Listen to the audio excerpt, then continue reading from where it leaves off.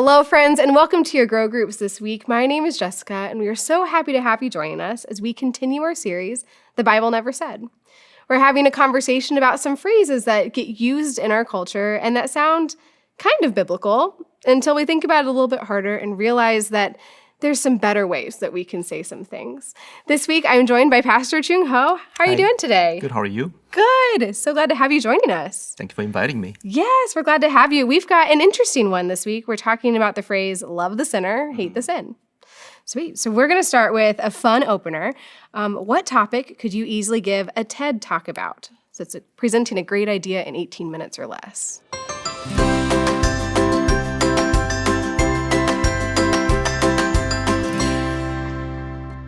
I never imagined that in standing as a TED speaker, but if I have chance, definitely I would talk about the Bible.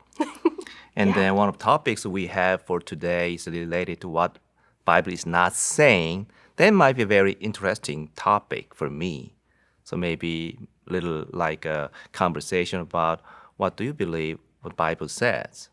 And then also I can talk about what is not in the Bible, even though you believe it's from the Bible. I may talk about how it was read and based on the history or religion of the ancient people of Israel. And then also I can talk about how it has meant, how we interpreted this teaching, these words, and then we can talk about what it means here and now to me and you. That's kind of be my approach. Perfect. We love that. Hope that's good enough to cover 18 minutes. I like it. I think it sounds really great. Right. Perfect. So as we're jumping into this conversation, I'm curious, have you ever felt defined by a mistake? And what was that like?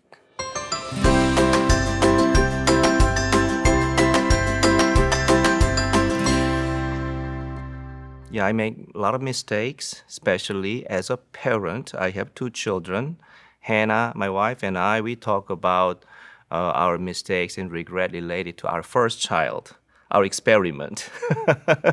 Sam now goes to college. Now our youngest boy, Stephen, goes to high school. So we can compare how we did to Samuel when he was in high school, now how we do to our high school boy. So we used to, if we knew this, if we had a more experience, we might do differently. That's kind of mistake we are talking about. One of the examples is about the music. Both of my boys love music. Samuel played trumpet in the marching band for 4 years. He joined in the Kansas City Youth Symphony. We thought he loves playing his instrument a lot. So when he had a chance to join a tennis club in school, there's a lot of conflict of schedule. I advised him, maybe giving up tennis, you might avoid that conflict of schedule. You can focus on your music. At that time, I didn't know how much he wanted to play tennis, how he's really committed to play his instrument.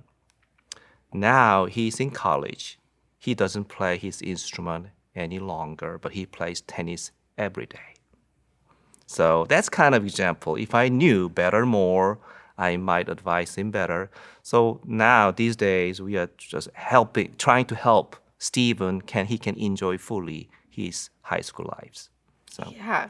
Oh, that's a hard one. Yes. Parenting is hard. Yeah, we do mistakes every day.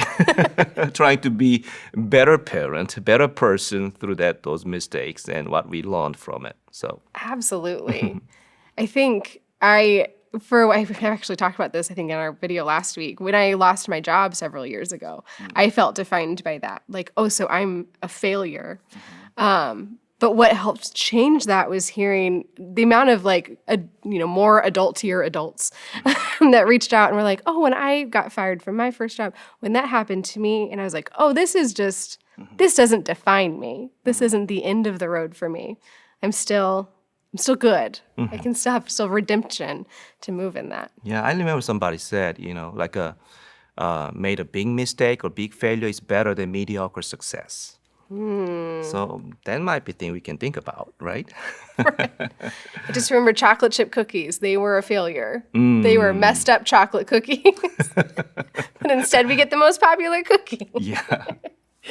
So good. So in this phrase, this love the sinner or hate the sin, is something that it feels like, what is it? Hate the player, hate the game, love the player. I don't even, that phrase never made sense to me, which is why I can't even say it correctly. And I felt that same about this one. Like, why can't we just stop at love the sinner? Period. We're all sinners. We all deserve love. Right. So if you don't mind, will you share a time when you received love that maybe you felt like you didn't deserve it?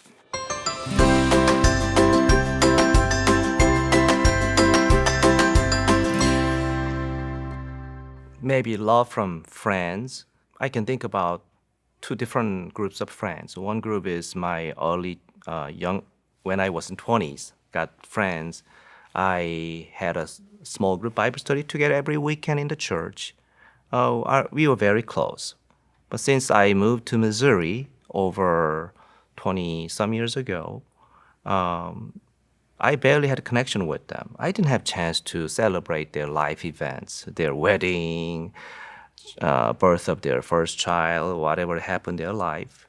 But whenever I have chance to visit Korea, they gather for me, and they just spend time with me, and they show their love and support me because of who I am as their friends, rather than what I have done for them. So that's kind of thing I feel, oh, yeah, thank you so much for your love and support. So still, I don't hesitate calling them as my best friends. And also, I got a friends from my former church.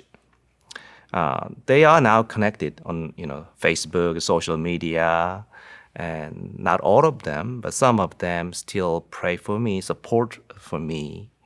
And one of my former church members, I served only for 2 years, connected with me over 20 years now, sending me Christmas gift, handmade Christmas gift every year. I never sent any Christmas gift to them. But this couple, the husband, is a wonderful artist to me. He sent me Christmas gift every year. That made me surprised. So, wow, he is probably one who knows me as a novice, underexperienced, younger pastor. He supported me and loved me. He wants to watch me, how I grow, how I become a better pastor. And he's doing it for over 20 years.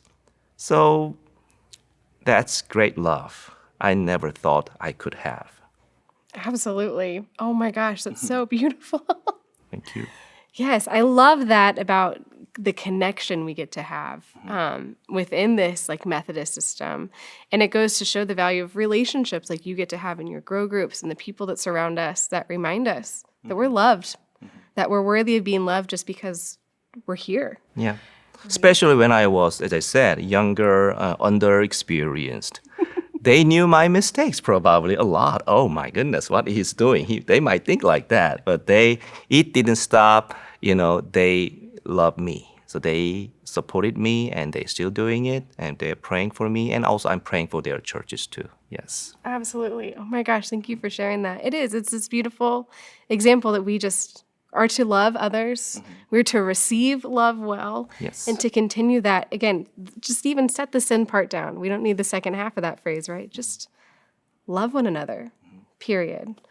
Oh my gosh. Well, thank you so much for sharing your heart with us this week, Chung Ho, and being a part of this conversation. Thank you all for joining us this week as we're continuing this series of What the Bible Never Said. We've got 1 week left, and we can't wait to continue this conversation with you then. We'll see you next week.